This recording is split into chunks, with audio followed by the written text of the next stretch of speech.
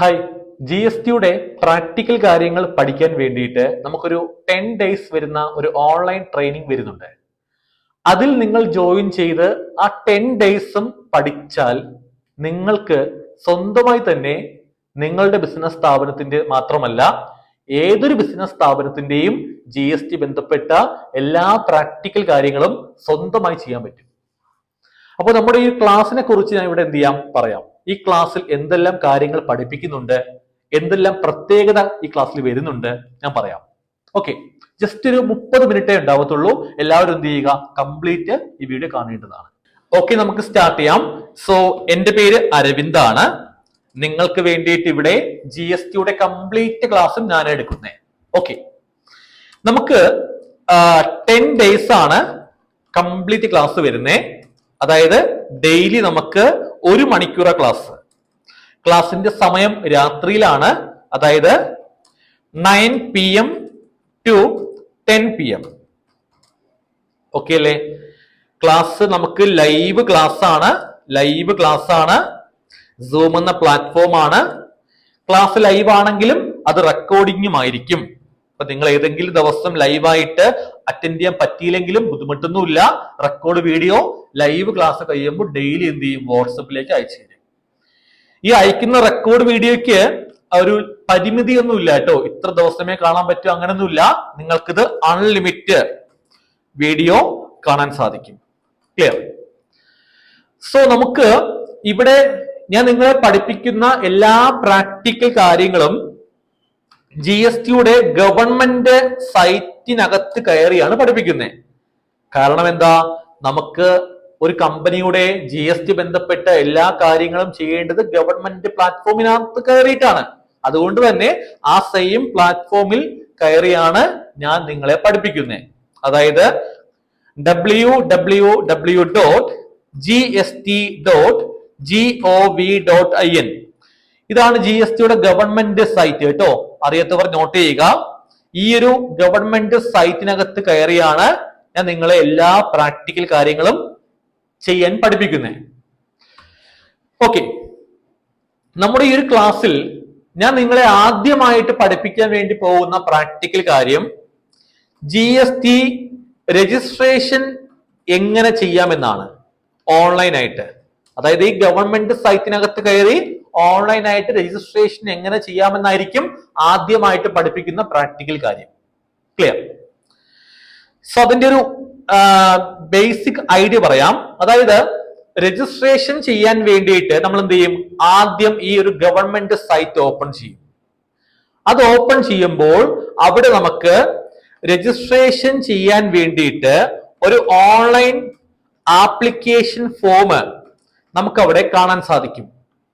Okay അല്ലേ? ആ application ഫോമിന് ഒരു പേരുണ്ട്. ആ പേരാണ് REG01. എന്താണ് REG01? ക്ലിയർ അല്ലേ? യെസ്. ഈ REG01 എവിടെയുണ്ട്? ഈ ഗവൺമെന്റ് സൈറ്റ് ഓപ്പൺ ചെയ്യുമ്പോൾ അതിനകത്ത് കാണുന്ന രജിസ്ട്രേഷൻ ഓൺലൈൻ ആപ്ലിക്കേഷൻ ഫോമിന്റെ പേരാണ് REG01. ഈ REG01 എന്ന ആപ്ലിക്കേഷൻ ഫോം ഓപ്പൺ ചെയ്യുമ്പോൾ അതിനകത്ത് 2 പാർട്ട് വരുന്നുണ്ട്. Part A and part B. Clear? ഈ 2 പാർട്ടിനകത്ത് നമ്മൾ എന്ത് ചെയ്യുക, നമ്മൾ യഥാക്രമത്തിൽ നമ്മുടെ ഡാറ്റ എൻറ്റർ ചെയ്യുക.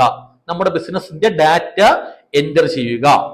ശേഷം എന്ത് ചെയ്യുക, സബ്മിറ്റ് ചെയ്യുക. അത്രേ ഉള്ളൂ. ക്ലിയർ? അപ്പോ ഇവിടെ നമ്മൾ ശരിക്കും പഠിക്കേണ്ടത് എന്താണ്, ഈ REG01 എന്ന ഫോമിനകത്ത് വരുന്ന പാർട്ട് എക്കകത്തും പാർട്ട് ബിക്കകത്തും എന്തെല്ലാം ഡാറ്റയാണ് നമ്മൾ എൻറ്റർ ചെയ്യേണ്ടത്, അതാണ് പഠിക്കേണ്ടത്.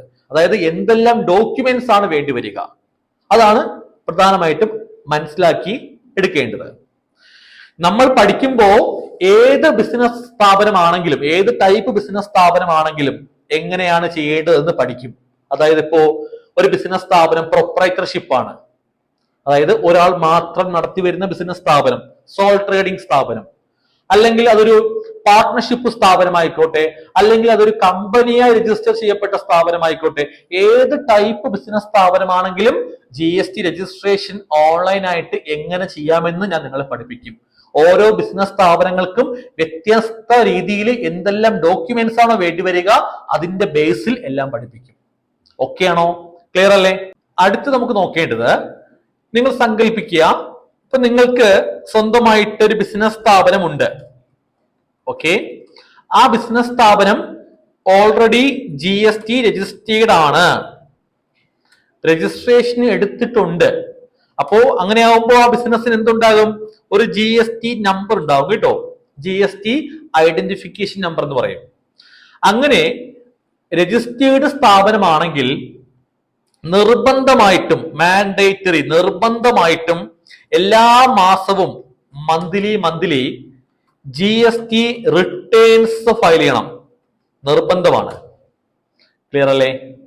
ഈ GST റിട്ടേൺ ഫയലിംഗ് എന്താണെന്ന് ആദ്യമായിട്ട് കേൾക്കുന്നവരാണെങ്കിൽ പറയാം, മറ്റൊന്നുമല്ല, നമ്മുടെ ബിസിനസ് സ്ഥാപനത്തിൽ അതാത് മാസം എന്തെല്ലാം കാര്യങ്ങൾ നടക്കുന്നുണ്ടോ അതെന്ത് ചെയ്യുക?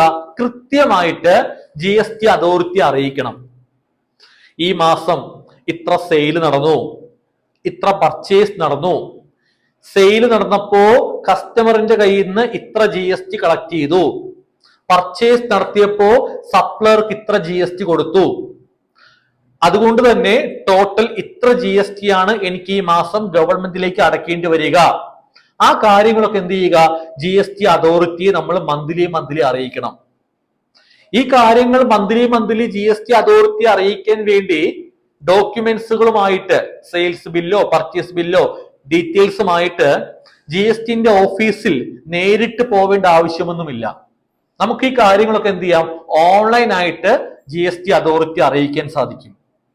നേരത്തെ രജിസ്ട്രേഷൻ പറഞ്ഞില്ലേ, രജിസ്ട്രേഷൻ ആപ്ലിക്കേഷൻ കൊടുക്കാൻ വേണ്ടിയിട്ട് ഒരു ഓൺലൈൻ ആപ്ലിക്കേഷൻ ഫോം ഉള്ള കാര്യം, അതേപോലെ നമുക്ക് ഗവൺമെന്റ് സൈറ്റ് ഉണ്ടല്ലോ, ആ ഗവൺമെന്റ് സൈറ്റ് ഓപ്പൺ ചെയ്യുമ്പോൾ നമുക്ക് ഈ കാര്യങ്ങളൊക്കെ മന്ത്ലി അതോറിറ്റി അറിയിക്കാൻ വേണ്ടിയിട്ട് എല്ലാ സംവിധാനങ്ങളും അവിടെ ഉണ്ട്.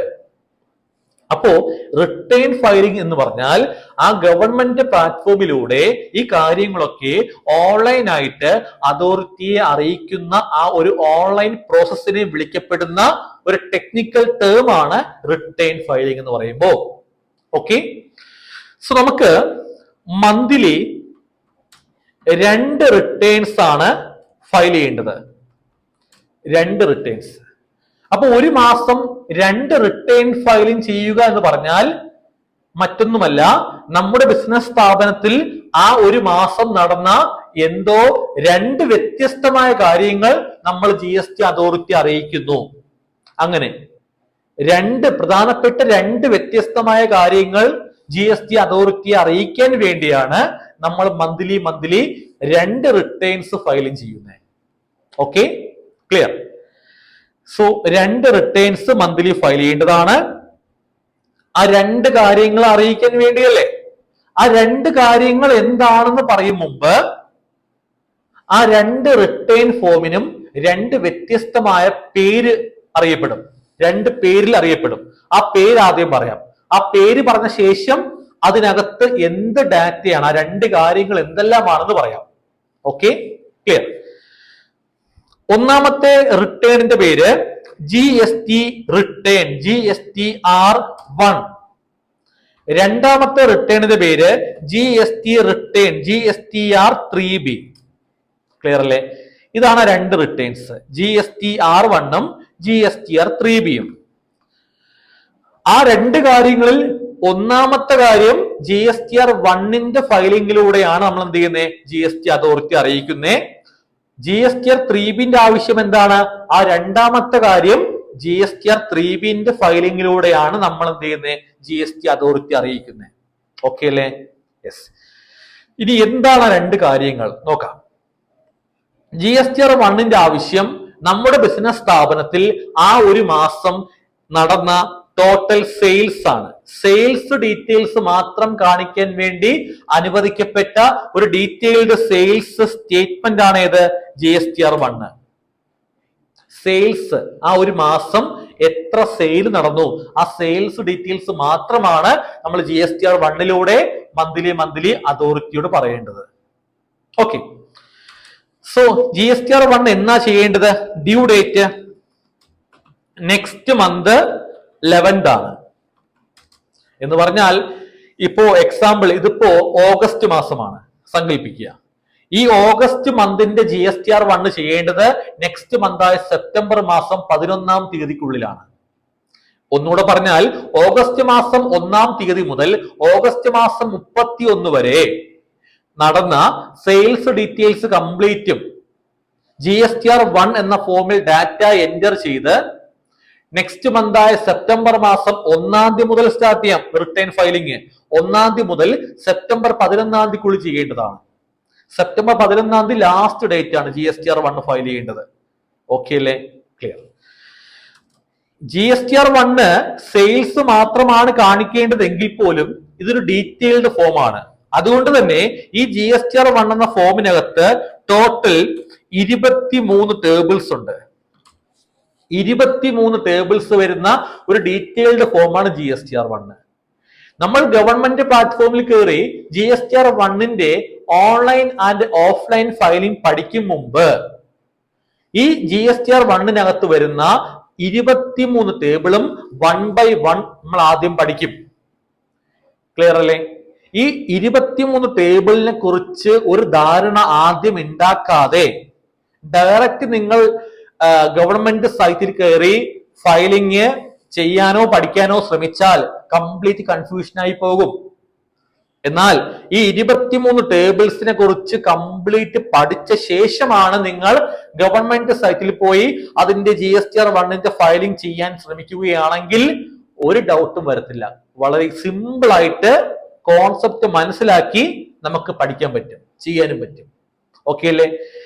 ഞാൻ നിങ്ങളെ ഇവിടെ പഠിപ്പിക്കുന്ന എല്ലാ റിട്ടേൺ ഫയലിങ്ങും ആ റിട്ടേൺ ഫോമിനകത്തുള്ള എല്ലാ ടേബിളും, ആ ഒരു റിട്ടേൺ ഫോം ഓപ്പൺ ചെയ്താൽ അതിനകത്ത് കാണുന്ന ഒരു റോ, ഒരു പോയിന്റ് പോലും എന്ത് ചെയ്യത്തില്ല, പറയാതെ പോകത്തില്ല. കംപ്ലീറ്റ് കാര്യങ്ങൾ പറഞ്ഞേ പോകത്തുള്ളൂ. ക്ലിയർ? സോ നിങ്ങൾ കരുതും GSTR1 ജസ്റ്റ് സെയിൽസ് കാണിക്കേണ്ടതല്ലേ, അതിനൊന്ന് 23ഓളം ടേബിൾസ് ഒക്കെ വരുന്നേ. മറ്റൊന്നുമല്ല, സെയിൽസ് നമ്മൾ പല വ്യത്യസ്ത രീതിയിൽ റിപ്പോർട്ട് ചെയ്യും GSTR1. കേട്ട് പരിചയം ഉണ്ടാകും, നമ്മൾ പഠിക്കും അതൊക്കെ. ഞാൻ പറയാം. ഫോർ എക്സാമ്പിൾ B2B സെയില്, അതൊരു ടേബിൾ ആണ്. അതായത് നമ്മൾ രജിസ്റ്റേർഡ് ആയിട്ടുള്ള കസ്റ്റമർക്ക് നടത്തിയ സെയിലാണ് B2B എന്ന ടേബിളിൽ കാണിക്കേണ്ടത്. അതുപോലെ B2C ടേബിൾ ഉണ്ട്. രജിസ്ട്രേഷൻ ഇല്ലാത്ത കസ്റ്റമർക്ക് നടത്തിയ സെയിലാണ് B2C ടേബിളിൽ കാണിക്കേണ്ടത്. അതുപോലെ B2B ഉണ്ട്, B2C ലാർജ് ഉണ്ട്, B2C small, debit note credit note issued to registered customer, debit note credit note issued to unregistered customer, nil rate, exempt, non GST sale, export sale, tax liability against advance, adjustment of advance, HSN code, SIC code, document issued, electronic commerce പ്ലാറ്റ്ഫോമിലൂടെയുള്ള sale, അമൻമെന്റ്, അങ്ങനെ വരുന്ന പല വ്യത്യസ്ത രീതിയിൽ എന്ത് ചെയ്യുക, നമ്മൾ സെയിൽസ് GSTR1 കാണിക്കേണ്ടതാണ്. ക്ലിയർ അല്ലേ? നമ്മൾ കംപ്ലീറ്റ് ടേബിളും 1 by 1 ആയിട്ട് ഞാൻ നിങ്ങളെ പഠിപ്പിക്കും. ക്ലിയർ? യെസ്. സോ GSTR3B ആവശ്യം എന്താണ്? ആ ഒരു മാസം നമ്മുടെ ബിസിനസ് സ്ഥാപനത്തിൽ എത്ര GST ആണ് ഗവൺമെന്റിലേക്ക് പേയ്മെന്റ് ചെയ്യേണ്ടത്? സിംപിളായി പറഞ്ഞാൽ ആ ഒരു മാസം നമുക്ക് എത്ര ടാക്സ് ആണ് ഗവൺമെന്റിലേക്ക് അടയ്ക്കേണ്ടി വരിക? ടാക്സ് അടയ്ക്കാൻ വേണ്ടി മാത്രം അനുവദിക്കപ്പെട്ട ഒരു മന്ത്ലി റിട്ടേൺ ഫോമാണ് GSTR3B. ക്ലിയർ അല്ലേ? എന്നാ ഡ്യൂ ഡേറ്റ് വരുന്നേ?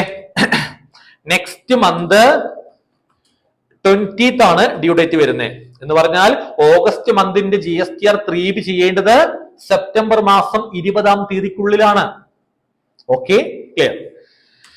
GSTR3B GSTR1 പോലെ ഒരു ഡീറ്റെയിൽഡ് ഫോം ഒന്നുമല്ല. GSTR3B ഒരു സമ്മറി ഫോമാണ്. അതുകൊണ്ട് തന്നെ 3Bക്കകത്ത് ജസ്റ്റ് 6 ടേബിൾ മാത്രമേ വരുന്നുള്ളൂ. ഓക്കെ, ക്ലിയർ അല്ലേ? യെസ്, നമ്മൾ പഠിക്കും. ഓക്കെ, അടുത്ത് പഠിക്കേണ്ടത് ഈ GSTR1 ഉം GSTR3Bയും മന്ത്ലി ചെയ്യാൻ സമയത്ത് ഒരു 3 പ്രാക്ടിക്കൽ ഫോം വേറെയുണ്ട്. ഓക്കെ, ആ ഒരു 3 ഫോം വേറെയുണ്ട്. ആ 3 ഫോമിന്റെ ആപ്ലിക്കേഷൻ എല്ലാ മാസവും നമുക്ക് വന്നേക്കാം. സിമ്പിളായി പറഞ്ഞാൽ GSTR1 ഉം GSTR3Bയും നമ്മൾ ഫയലിംഗ് ചെയ്യാൻ സമയത്ത് ആ ഒരു 3 ഫോം വേറെയുണ്ട്. ആ 3 ഫോമിന്റെ സഹായം വേണ്ടിവരും, ഹെൽപ്പ് വേണ്ടിവരും. ആ 3 ഫോമിന്റെ സഹായം ഉണ്ടെങ്കിൽ മാത്രമേ നമുക്ക് പ്രോപ്പർ ആയ രീതിയിൽ GSTR1 ഉം GSTR3Bയും മന്ത്ലി ഫയലിംഗ് ചെയ്യാൻ സാധിക്കൂ. ഓക്കെ ആണോ? ക്ലിയർ? ഞാൻ എക്സ്പ്ലെയിൻ ചെയ്യുന്നില്ല, അതിന്റെ പേര് പറഞ്ഞു പോകാം, നമ്മൾ പഠിക്കും പിന്നീട്. GSTR1A, GSTR2A, GSTR2B. ഇതാണ് 3 ഫോംസ് കേട്ടോ. വളരെ പ്രാധാന്യമുള്ള 3 ഫോംസ് ആണ്. ക്ലിയർ അല്ലേ? യെസ്. ഓക്കെ, സോ അടുത്ത് പറയട്ടെ. അടുത്ത് നമുക്ക് പഠിക്കേണ്ടത്, അങ്ങനെ നമ്മൾ എല്ലാ മാസവും GSTR1 ഫയൽ ചെയ്തു, GSTR3B ഫയൽ ചെയ്തു. 12 മാസം, ഒരു വർഷം അല്ലെ, ഏപ്രിൽ മുതൽ മാർച്ച് വരെ സാമ്പത്തിക വർഷം. ആ ഒരു വർഷം കംപ്ലീറ്റ് ആകുമ്പോ നമുക്ക് എന്ത് ചെയ്യേണ്ടി വരും? ഒരു വാർഷിക റിട്ടേൺ ഫയൽ ചെയ്യണം. അതായത് ഇംഗ്ലീഷിൽ പറഞ്ഞാൽ ആനുവൽ റിട്ടേൺ നമ്മൾ എന്ത് ചെയ്യണം? ഫയലിംഗ് ചെയ്യേണ്ടതാണ്. അതിന്റെ പേരാണ് GSTR9. എന്താണ്? GSTR9. ഒരു വർഷം കംപ്ലീറ്റ് ആകുമ്പോഴാണ് ചെയ്യേണ്ടത്. എന്താണ് GSTR9? അതൊരു സമ്മറിയാണ്. എന്തിന്റെ സമ്മറിയാണ്? ഓഫ് 12 മന്ത്, 12 മാസം നമ്മൾ ചെയ്ത GSTR1ന്റെയും GSTR3Bന്റെയും ഒരു സമ്മറിയാണ് GSTR9. നമ്മൾ ഒരു വർഷം കംപ്ലീറ്റ് ആകുമ്പോ GSTR9 ചെയ്യാൻ ശ്രമിക്കുമ്പോ ആ 12 മാസം GSTR1ലോ 3Bയിലോ എന്തെങ്കിലും മിസ്റ്റേക്ക് ഉണ്ടായിട്ടുണ്ടെങ്കിൽ അത് കണ്ടെത്താനും, കണ്ടെത്തിയ മിസ്റ്റേക്ക് GSTR9 ചെയ്യുമ്പോൾ റെക്ടിഫൈ ചെയ്യാൻ സാധിക്കും, തിരുത്തി പോകാൻ സാധിക്കും. ക്ലിയർ അല്ലേ? അത്രയും പ്രാധാന്യമുണ്ട് GSTR9 ചെയ്യുമ്പോൾ. ഈ GSTR9 എന്നാ ചെയ്യേണ്ടത്? ചെയ്യുകയാണെങ്കിൽ നെക്സ്റ്റ് ഫൈനാൻഷ്യൽ ഇയറിന്റെ 31st ഡിസംബർ വരുന്നത് കേട്ടോ. എക്സാമ്പിൾ, ഇപ്പോൾ നടക്കുന്ന സാമ്പത്തിക വർഷം ഏതാണ്? 2025-26 അല്ലേ? ഈ ഇയറിന്റെ GSTR9 ചെയ്യേണ്ടത് 2026 ഡിസംബർ മാസം 31-ാം തീയതിക്കുള്ളിലാണ്. ഇപ്പോ മുമ്പത്തെ ഇയർ ഏതാണ്? പ്രീവിയസ് ഇയർ 2024-25 അല്ലേ? ആ ഇയറിന്റെ GSTR9 ചെയ്യേണ്ടത് ഈ വർഷമാണ്. 2025 ഡിസംബർ മാസം 31st ആണ് ഡ്യൂ ഡേറ്റ് വരുന്നത്. Okay, clear? നമ്മൾ എന്ത് ചെയ്യും? പഠിക്കും കേട്ടോ. ദെൻ അടുത്ത് പഠിക്കേണ്ടത്, GSTR9 ചെയ്ത ശേഷം ആഫ്റ്റർ ഫയലിംഗ് GSTR9 ഒരു വർഷം കംപ്ലീറ്റ് ആകുമ്പോ ആദ്യം എന്ത് ചെയ്യുക? GSTR9 ഫയൽ ചെയ്യുക. അതിനുശേഷം GSTR9C ചെയ്യേണ്ട ആവശ്യമുണ്ട്. എന്താണ് GSTR9C? അതൊരു GST റീകൺസിലേഷൻ ഫോം ആണ്. ക്ലിയർ അല്ലേ? യെസ്. ഓക്കെ, അപ്പൊ GSTR9C എന്നൊരു ഫോം ഉണ്ട്, നമുക്ക് ചെയ്യേണ്ടി വരും, നമ്മൾ പഠിക്കും. ഓക്കെ, അപ്പോ ഒരു വർഷം കംപ്ലീറ്റ് ആകുമ്പോൾ ആദ്യം GSTR9 ചെയ്യുക, അതിനുശേഷം ആദ്യം GSTR9 ചെയ്യുക, അതിനുശേഷം GSTR9C ചെയ്യേണ്ടതാണ്. ഈ GSTR9Cന്റെ ഡ്യൂ ഡേറ്റ് സെയിം ആണ് കേട്ടോ. GSTR9ന്റെ സെയിം ഡ്യൂ ഡേറ്റ് ആണ് 9Cക്കും വരുന്നത്. ഓക്കെ, ക്ലിയർ അല്ലേ? ദെൻ ഒരു കാര്യം പറയാൻ വിട്ടുപോയി. GSTR9 ചെയ്യുമ്പോൾ GSTR9 എന്ന ഫോമിനകത്ത് ടോട്ടൽ നമുക്ക് 19 ടേബിൾസ് ഉണ്ട് കേട്ടോ. 19 ടേബിൾസ് വരുന്നുണ്ട്. 19 ടേബിൾസ് വരുന്ന ഒരു ഫോമാണ് GSTR9. എന്നാൽ GSTR9C-ക്കകത്താണെങ്കിലോ ടോട്ടൽ നമുക്ക് 17 ടേബിൾസ് ഉണ്ട് കേട്ടോ. 17 ടേബിൾസ് ഉണ്ട്. ഒരുപാട് പേര് കേൾക്കാറുണ്ട് GSTR9, 9C ഒക്കെ വളരെ കോംപ്ലിക്കേഷൻ ആണെന്നൊക്കെ, ചെയ്യാനും മനസ്സിലാക്കാനും ബുദ്ധിമുട്ടാണെന്നൊക്കെ. പക്ഷെ ഞാൻ പറയുന്നു, ആ ഒരു ഫോമിനകത്ത് വരുന്ന ടേബിൾസ് കംപ്ലീറ്റും പഠിച്ച് ആ ടേബിൾസ് തമ്മിലുള്ള പരസ്പര ബന്ധങ്ങൾ മനസ്സിലാക്കി ആ ഒരു കോൺസെപ്റ്റ് ഐഡിയ ഒക്കെ മനസ്സിലാക്കിയ ശേഷമാണ് നിങ്ങൾ ഗവൺമെന്റ് പ്ലാറ്റ്ഫോമിൽ കയറി GSTR9 ഓൺലൈൻ ഫയലിംഗും GSTR9C ഓഫ്ലൈൻ ഫയലിംഗും ചെയ്യാൻ ശ്രമിക്കുകയാണെങ്കിൽ ഒരു കോംപ്ലിക്കേഷനും ഇല്ല, സിമ്പിൾ ആയിട്ട് പഠിക്കാൻ സാധിക്കും. ഓക്കെ അല്ലേ? GSTR9 19 ടേബിൾ, GSTR9C 17 ടേബിൾസ് അല്ലെ? GSTR1 23, GSTR3B 6 table. ക്ലിയർ അല്ലേ? യെസ്. ഓക്കെ, ബാക്കി നോക്കിയാലോ. അപ്പൊ എന്തൊക്കെയാ പറഞ്ഞേ? ആദ്യം പറഞ്ഞു രജിസ്ട്രേഷൻ എങ്ങനെ എടുക്കാന്ന് പഠിക്കും. ഗവൺമെന്റ് പ്ലാറ്റ്ഫോമിൽ കയറുമ്പോൾ REG01 എന്ന ഫോം ഉണ്ട്. 2 part, part A, part B. Okay, then GSTR1, GSTR3B monthly returns ആണ്. 1ന്റെ due date next month 11th ആണ്. ടേബിൾസ് 23. GSTR3B മന്ത്ലി ടാക്സ് അടയ്ക്കുന്ന ഫോം ആണ്. Due date next month 20th തീയതി. ടേബിൾസ് 6 എണ്ണം. ദെൻ ഈ 1ഉം 3ബിയും ചെയ്യുമ്പോൾ 3 ഫോമിന്റെ സഹായം വേണ്ടി വരും. GSTR1A, GSTR2A, GSTR2B. ഒരു വർഷം കംപ്ലീറ്റ് ആകുമ്പോൾ വാർഷിക റിട്ടേൺ ഫോമായ GSTR9 ചെയ്യുക. ദെൻ GSTR9C ഫയൽ ചെയ്യുക. ഓക്കെ അല്ലേ? യെസ്. ബാക്കി നോക്കിയാലോ. ഒരു 10 മിനിറ്റേ ഉള്ളൂ കേട്ടോ, പെട്ടെന്ന് കഴിയും. ബാക്കി നോക്കാം നമുക്ക്. ക്ലിയർ അല്ലേ? യെസ്. ഓക്കെ, നമുക്ക് അടുത്ത് പഠിക്കേണ്ടത് GSTയിലെ ഒരു പ്രധാനപ്പെട്ട മറ്റൊരു സ്കീമാണ് കോമ്പോസിഷൻ സ്കീം എന്ന് പറയും. അതായത് നമുക്ക് നമ്മുടെ ബിസിനസ് സ്ഥാപനത്തിന് GST രജിസ്ട്രേഷൻ ചെയ്യാൻ സമയത്ത് നമ്മുടെ മുമ്പിൽ 2 ഓപ്ഷൻ വരും. ഒന്നുകിൽ നമുക്ക് എന്ത് ചെയ്യാം, സാധാരണ എല്ലാവരും എടുക്കുന്ന പോലെ നോർമൽ സ്കീം പ്രകാരം എന്ത് ചെയ്യാം, GST എടുക്കാം. മറ്റൊരു പേര് പറയും നോർമൽ അഥവാ റെഗുലർ സ്കീം എന്ന് പറയും. ക്ലിയർ? നമ്മുടെ രാജ്യത്ത് 90% ബിസിനസ് സ്ഥാപനങ്ങളും ഈ നോർമൽ അഥവാ റെഗുലർ എന്ന സ്കീം പ്രകാരമാണ് GST എടുത്തേക്കുന്നത്. എന്നാൽ രണ്ടാമത്തെ അതൊരു ഓപ്ഷണൽ സ്കീമാണ്. നമുക്ക് നോർമൽ ആയിട്ട് GST എടുക്കണ്ട എങ്കിൽ നമുക്ക് എന്ത് ചെയ്യാം, ഓപ്ഷണൽ സ്കീമായ കോമ്പോസിഷൻ സ്കീം പ്രകാരം എന്ത് ചെയ്യാം, GST എടുക്കാം. ക്ലിയർ അല്ലേ? യെസ്. അപ്പൊ 90% ബിസിനസ് സ്ഥാപനങ്ങൾ നോർമൽ സ്കീമാണ്. ബാക്കി 10% ബിസിനസ് സ്ഥാപനങ്ങൾ മാത്രമാണ് ഈ കോമ്പോസിഷൻ സ്കീം പ്രകാരം GST എടുത്തേക്കുന്നത്. ഓക്കെ, ഇനി നിങ്ങൾക്ക് ഒരു ഐഡിയയും ഇല്ല ഈ 2 സ്കീമിനെ കുറിച്ച്. അങ്ങനെയാണെങ്കിൽ ഞാൻ എന്ത് ചെയ്യാം, ജസ്റ്റ് മനസ്സിലാക്കാൻ വേണ്ടി ഒരൊറ്റ ഡിഫറൻസ് മാത്രം പറയാം. ആദ്യം നമ്മുടെ ക്ലാസ്സിൽ ഈ 2 സ്കീമും എന്ത് ചെയ്യും, വളരെ ഡീറ്റെയിൽ ആയിട്ട് ഞാൻ പഠിപ്പിക്കുന്നുണ്ട്. സോ ജസ്റ്റ് ഒരു പോയിന്റ് പറയാം, ഒരു വ്യത്യാസം അറിയാത്തവർക്കായിട്ട്. മറ്റൊന്നുമല്ല, ഇപ്പോ നിങ്ങൾ സങ്കല്പിക്കുക, നിങ്ങളുടെ ബിസിനസ് സ്ഥാപനം നോർമൽ GSTയിലാണ് രജിസ്റ്റേർഡ് ആയിരിക്കുന്നത്. അങ്ങനെയാണെങ്കിൽ നിങ്ങൾ ചിലപ്പോൾ ഗുഡ്സ് ആയിരിക്കാം, അല്ലെങ്കിൽ സർവീസ് ആയിരിക്കാം സെയിൽ ചെയ്യുന്നത് അല്ലെ. നിങ്ങൾ സെയിൽ ചെയ്യുമ്പോൾ കസ്റ്റമറിന്റെ കയ്യിൽ നിന്ന് എന്ത് ചെയ്യും, നിങ്ങൾ GST കളക്ട് ചെയ്യും. ശരിയല്ലേ?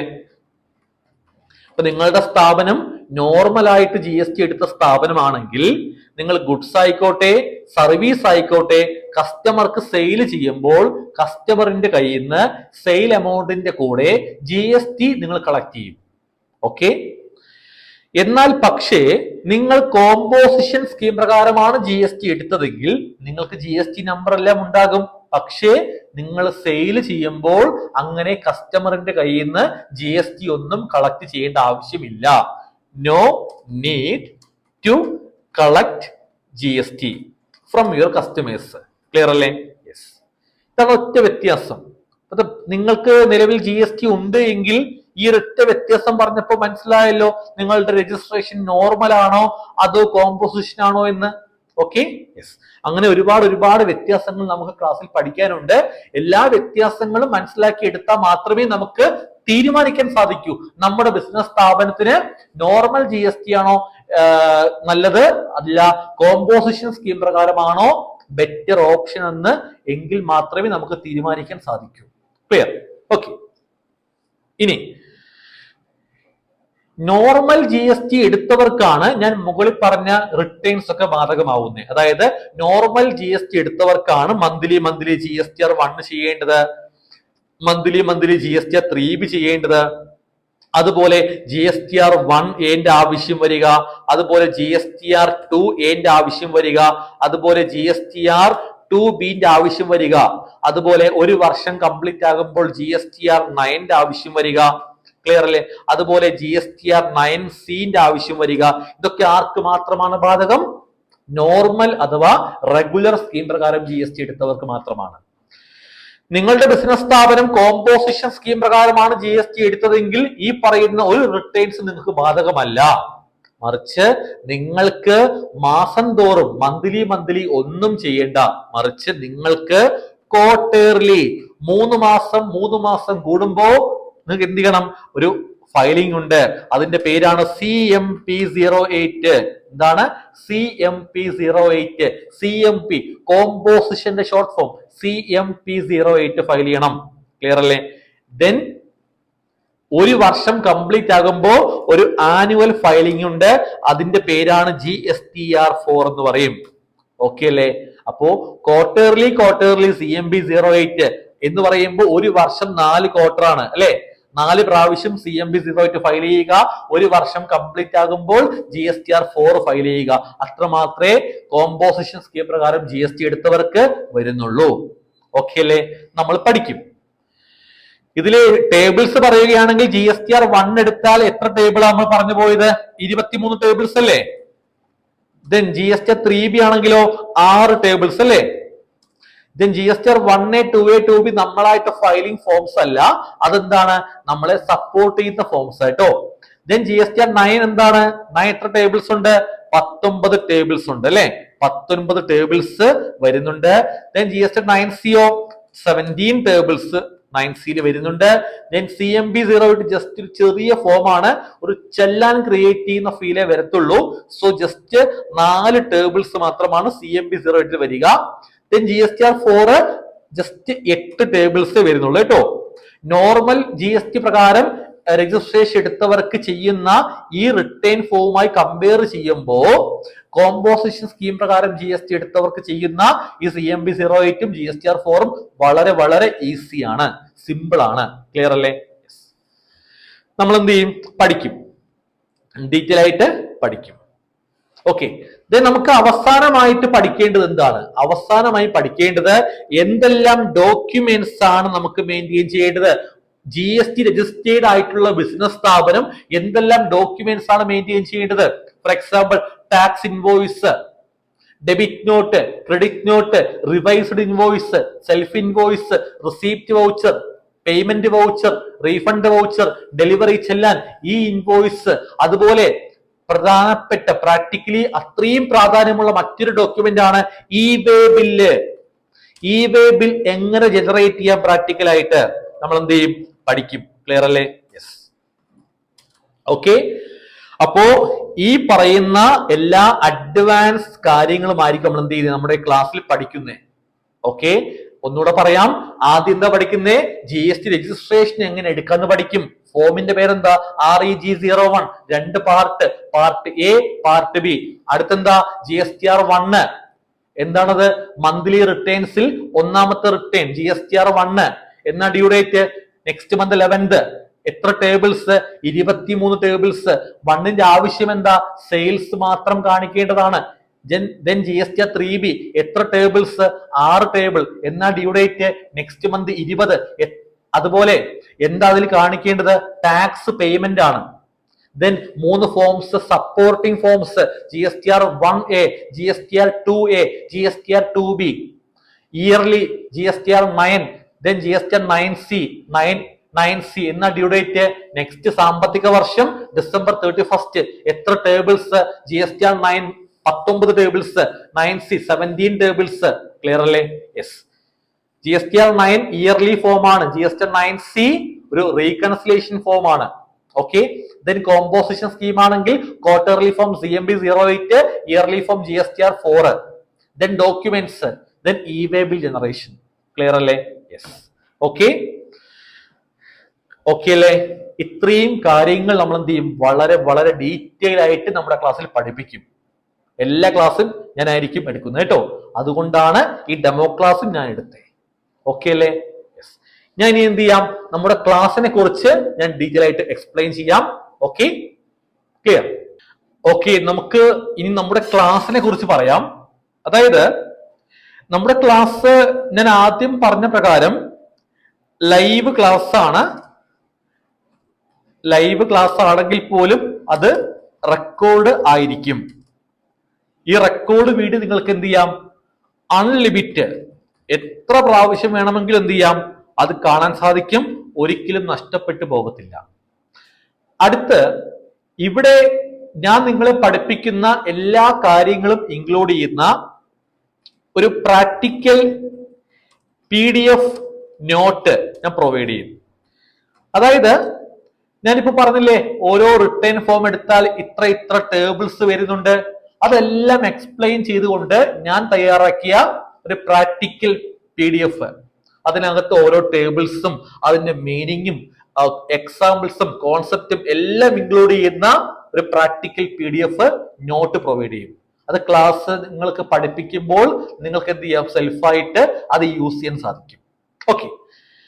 ദെൻ അതുപോലെ തന്നെ ഇവിടെ പഠിപ്പിക്കുന്ന എല്ലാ കാര്യങ്ങളും, പ്രാക്ടിക്കലായിട്ട് പഠിപ്പിക്കുന്ന എല്ലാ കാര്യങ്ങളും എന്താണ്? ഞാൻ ഗവൺമെന്റ് പ്ലാറ്റ്ഫോമിലാണ് പഠിപ്പിക്കുന്നത്, ലൈവായിട്ട്. ക്ലിയർ അല്ലേ? അതുകൊണ്ട് തന്നെ നിങ്ങൾക്ക് സെൽഫായിട്ട് പ്രാക്ടീസ് ചെയ്യാൻ ഞാൻ എന്ത് ചെയ്യും? ആദ്യം പറഞ്ഞ പ്രകാരം ഒരു ഡെമോ സൈറ്റ്, അതിന്റെ ID പ്രൊവൈഡ് ചെയ്യും. ഗവൺമെന്റ് സൈറ്റ് എങ്ങനെയാണോ വരുന്നത് അതേപോലെ നിർമ്മിക്കപ്പെട്ട ഒരു ഡെമോ പ്ലാറ്റ്ഫോം. ക്ലിയർ അല്ലേ? ആ ഡെമോ പ്ലാറ്റ്ഫോം ഓപ്പൺ ചെയ്യുമ്പോൾ ഗവൺമെന്റ് സൈറ്റ് പോലെയാണ് വരുന്നത്. ഓക്കെ. അതിൽ ഒരുപാട് ടാസ്ക് കാണും. പല വ്യത്യസ്ത സ്ഥാപനങ്ങളുടെ എന്ന രീതിയിൽ കാണിക്കുന്ന ഒരുപാട് വ്യത്യസ്തമായ ടാസ്ക്. രജിസ്ട്രേഷൻ ചെയ്യാനും GSTR 1 ഫയലാക്കാനും 3B ഫയലാക്കാനും ഇ-വേ ബിൽ എടുക്കാനും കോമ്പോസിഷൻ ഫയലിംഗ് നടത്താനും വേണ്ടിയിട്ട് ഒരുപാട് വ്യത്യസ്തമായ ടാസ്ക് അതിലുണ്ടാകും. നിങ്ങൾക്ക് അതും എന്ത് ചെയ്യാം? അൺലിമിറ്റഡ്. നിങ്ങൾക്ക് എത്ര പ്രാവശ്യം വേണമെങ്കിലും അതിൽ എന്ത് ചെയ്യാം? പ്രാക്ടീസ് ചെയ്യാൻ പറ്റും. ഒരിക്കലും അതിന് ഒരു എന്തില്ല? ഒരു പരിമിതി ഇല്ല, ലിമിറ്റ് ഇല്ല. ക്ലിയർ അല്ലേ? യെസ്. ഓക്കെ. അതുപോലെ നിങ്ങൾക്ക് ഈ കോഴ്സ് കംപ്ലീറ്റ് ആക്കിയ ശേഷം ഉറപ്പായിട്ട് എന്ത് ചെയ്യും? ഒരു കോഴ്സ് കംപ്ലീഷൻ സർട്ടിഫിക്കറ്റ് എന്ത് ചെയ്യും? പ്രൊവൈഡ് ചെയ്യും കേട്ടോ. ക്ലിയർ അല്ലേ? യെസ്. കോഴ്സ് കംപ്ലീഷൻ സർട്ടിഫിക്കറ്റ് ഉറപ്പായിട്ടും പ്രൊവൈഡ് ചെയ്യും. ഇതിന് അടുത്ത പ്രത്യേകത, ക്ലാസിന്റെ പ്രത്യേകത എന്ന് പറയുമ്പോൾ ഈ കോഴ്സ് കംപ്ലീറ്റ് ആക്കിയ ശേഷം നിങ്ങൾ സ്വന്തമായിട്ട് വർക്ക് ചെയ്യുമ്പോൾ എന്തെങ്കിലും ഡൗട്ടുകൾ വന്നാൽ, ഡൗട്ട് വരും. നമ്മളിപ്പോ ഏത് കോഴ്സ് ആയാലും എത്ര പഠിച്ചാലും സ്വന്തമായിട്ട് വർക്ക് ചെയ്യുമ്പോൾ ഡൗട്ട് വന്നിരിക്കും. അപ്പൊ എന്ത് ചെയ്യാം? എന്നെ കോണ്ടാക്ട് ചെയ്യാം. ഡൗട്ട് ക്ലിയറിംഗ് സപ്പോർട്ടും ഉറപ്പായിട്ടും പ്രൊവൈഡ് ചെയ്യും കേട്ടോ. ഓക്കെ. അത് മാത്രമല്ല, നിങ്ങൾ സ്വന്തമായിട്ട് വർക്ക് ചെയ്യുമ്പോൾ എന്തെങ്കിലും ടെക്നിക്കൽ ബുദ്ധിമുട്ട് കാരണം എന്തെങ്കിലും ഒരു ടെക്നിക്കൽ ഇഷ്യൂ വന്നു കഴിഞ്ഞാൽ എന്നെ കോണ്ടാക്ട് ചെയ്യാം. വർക്ക് സപ്പോർട്ടും പ്രൊവൈഡ് ചെയ്യും. അതായത് 1 to 1 നിങ്ങൾക്ക് എന്നെ കോണ്ടാക്ട് ചെയ്യാം. നമുക്ക് ഇതേപോലെ Zoom എന്ന പ്ലാറ്റ്ഫോമിലൂടെയോ അല്ലെങ്കിൽ എൻഡസ് കണക്ട് ചെയ്തോ നിങ്ങളുടെ ആ പ്രശ്നം നമുക്ക് ക്ലിയർ ചെയ്യാൻ പറ്റും. ഓക്കെ. ക്ലിയർ. ഇതെല്ലാം ഗ്യാരണ്ടീഡ് ആണ്. ഇനി അത് മാത്രമല്ല, നമുക്ക് മറ്റൊരു സ്പെഷ്യൽ ഓഫർ വരുന്നുണ്ട്. അതായത് നമ്മുടെ ക്ലാസ്സിൽ നിങ്ങൾ ജോയിൻ ചെയ്തു, കംപ്ലീറ്റ് ഞാൻ പഠിപ്പിച്ചു, നിങ്ങൾ പഠിച്ചു, ശേഷം ഡെമോ പ്ലാറ്റ്ഫോമിൽ നിങ്ങൾ അൺലിമിറ്റഡ് പ്രാക്ടീസ് ചെയ്തു. അത്രയും മതി നിങ്ങൾ ഓക്കെ ആയി മാറാൻ. നിങ്ങൾ ഇപ്പൊ സ്വന്തമായിട്ട് ചെയ്യാൻ ഓക്കെ ആണ്, കംപ്ലീറ്റ് പെർഫെക്റ്റ് ആണ്. പക്ഷേ നിങ്ങളുടേതായ എന്തെങ്കിലും ബുദ്ധിമുട്ട് കാരണം ഇപ്പൊ നിങ്ങൾ പറയുന്നു, ഞാൻ പഠിച്ചു, സ്വന്തമായി ചെയ്യാൻ ഞാൻ ഓക്കെ ആണ്, എനിക്കൊരു ഡൗട്ടും ഇല്ല, പക്ഷേ എനിക്കിപ്പോ ടൈം ഇല്ല, എനിക്ക് കുറച്ച് തിരക്കാണ്, ബിസിനസ്സിൽ ശ്രദ്ധിക്കേണ്ട അവസ്ഥ വന്നതുകൊണ്ട് കുറച്ച് ടൈമിന്റെ പ്രശ്നമുണ്ട്, അതുകൊണ്ട് ഞാൻ വീണ്ടും മറ്റൊരാളെ വർക്ക് ചെയ്യാൻ വേണ്ടി ഏൽപ്പിക്കുന്ന സിറ്റുവേഷൻ വരുന്നു. ഒരു 4-5 മാസം എനിക്ക് വേറെ ആരെങ്കിലും ഡിപ്പെൻഡ് ചെയ്യേണ്ടി വരും, ചെയ്യാൻ അറിയാമെങ്കിലും വേറെ ആരെങ്കിലും ആശ്രയിക്കുന്നു. ആ ഒരു സിറ്റുവേഷൻ വന്നു കഴിഞ്ഞാൽ നിങ്ങൾ മറ്റാരെയും നിങ്ങളുടെ വർക്ക് ഏൽപ്പിക്കേണ്ട, നിങ്ങളുടെ വർക്ക് എന്നെ ഏൽപ്പിച്ചാൽ മതി. നിങ്ങൾക്ക് വേണ്ടി നിങ്ങളുടെ സ്ഥാപനത്തിന്റെ GST ഫയലിംഗ് വർക്ക് ഞാൻ എന്ത് ചെയ്യും? ഞാൻ നിങ്ങൾക്ക് ചെയ്തു തരും. അതും ഫ്രീ ആയിട്ട്. ക്ലിയർ അല്ലേ? ഫ്രീ ആയിട്ട്. ഓക്കെ. അപ് ടു 1 ഇയർ, 1 വർഷം വരെ നിങ്ങളുടെ വർക്ക് ഞാൻ ചെയ്തു തരും. നിങ്ങൾക്ക് നിങ്ങളുടേതായ രീതിയിൽ എന്തെങ്കിലും ബുദ്ധിമുട്ട് വന്നാൽ എന്നെ ഏൽപ്പിച്ചാൽ മതി. ക്ലിയർ അല്ലേ? മാക്സിമം സ്വന്തമായി തന്നെ ചെയ്യുക. സ്വന്തമായി ചെയ്താലേ നമുക്ക് എക്സ്പീരിയൻസ് ആവത്തുള്ളൂ. ചെയ്യുന്തോറുമാണ് പഠിക്കുന്നത്. എന്തെങ്കിലും ബുദ്ധിമുട്ട് വന്നാൽ നമ്മുടെ കോഴ്സിൽ ജോയിൻ ചെയ്ത് പഠിച്ച് ശേഷം മറ്റൊരാളെ ആശ്രയിക്കേണ്ട ആവശ്യം വരാൻ പാടില്ല. അതെങ്ങനെ പറയാൻ കാരണം കേട്ടോ, ഇതൊക്കെ ഗ്യാരണ്ടീഡ് ആണ്. ഓക്കെ അല്ലേ? യെസ്. അതായത് നിങ്ങൾ ഇന്ന് ഈ കോഴ്സിൽ ജോയിൻ ചെയ്ത് കഴിഞ്ഞാൽ ഇന്ന് മുതൽ ഈ പറയുന്ന കാര്യങ്ങളൊക്കെ നിങ്ങൾക്ക് അവൈലബിൾ ആയിരിക്കും. Okay, yes. ദെൻ ഇത്രേ ഉള്ളൂ പറയാനായിട്ട്. നമ്മുടെ കോഴ്സിന്റെ ഫീ വരുന്നുണ്ട്. കോഴ്സിന് നമുക്ക് ഫീ വരുന്നുണ്ട്. നമുക്ക് ജസ്റ്റ് 3000 ആണ് കോഴ്സിന്റെ ഫീ വരുന്നത് കേട്ടോ. ജസ്റ്റ് 3000 ആണ് കോഴ്സിന്റെ ഫീ വരുന്നത്. ക്ലിയർ അല്ലേ? ഈ ഒരു 3000 എന്ന ഫീ നിങ്ങൾ പ്രൊവൈഡ് ചെയ്തുകൊണ്ട് നിങ്ങൾക്ക് GST യിലുള്ള എല്ലാ പ്രാക്ടിക്കൽ കാര്യങ്ങളും വളരെ അഡ്വാൻസ് ലെവൽ പഠിക്കാൻ പറ്റും. ഓക്കെ, കംപ്ലീറ്റ് ക്ലാസ് ഞാനാ പഠിപ്പിക്കുന്നത്. ഞാനിപ്പോ ഏകദേശം GST നമ്മുടെ ഇന്ത്യയിൽ വന്ന അന്ന് മുതൽ GST പ്രാക്ടീസ് ചെയ്യുന്നു, GST പഠിപ്പിക്കുന്നു. ഓക്കെ, ക്ലിയർ അല്ലേ? യെസ്. സോ ഒരു കാര്യം ഉറപ്പ് പറയാം, നിങ്ങൾ ഈ കോഴ്സിൽ ജോയിൻ ചെയ്ത് ജസ്റ്റ് 3000 ഇൻവെസ്റ്റ് ചെയ്താൽ മാത്രം മതി. പിന്നെ നിങ്ങൾക്ക് ഒരിക്കലും മറ്റൊരാളെ ആശ്രയിക്കേണ്ട ആവശ്യം വരത്തില്ല. ക്ലിയർ അല്ലേ? ഗ്യാരണ്ടീഡ് ആണ്. ധൈര്യമായി ജോയിൻ ചെയ്യൂ. ഓക്കെ, എന്നെ വിശ്വസിക്കാം. ക്ലിയർ? ഓക്കെ, നമുക്ക് ക്ലാസ്സിൽ കാണാം. ഓക്കെ.